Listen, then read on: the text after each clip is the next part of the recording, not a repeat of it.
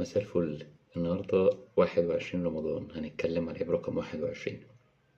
هنتكلم على لعيب كان من أهم اللعيبة اللي ليها مستقبل في مصر.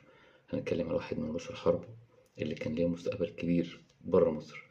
هنتكلم على واحد حط رجله على أول خطوات النجاح في الدوري الإنجليزي وبعدين الفشل السريع. هنتكلم عن عمرو زكي.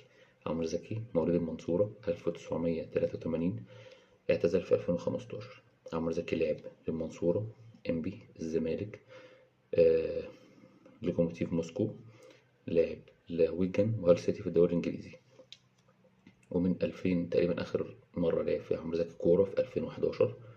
بعد 2011 راح أندية كتير، يتعاقد ويفسخ التعاقد، يتعاقد ويفسخ التعاقد، لحد ما راح المقاولين في 2015. لعب ماتش واحد وبعدين اعتزل في 2015. عمرو زكي أعلى قيمة سوقية جابها كان 7 مليون يورو في 2000.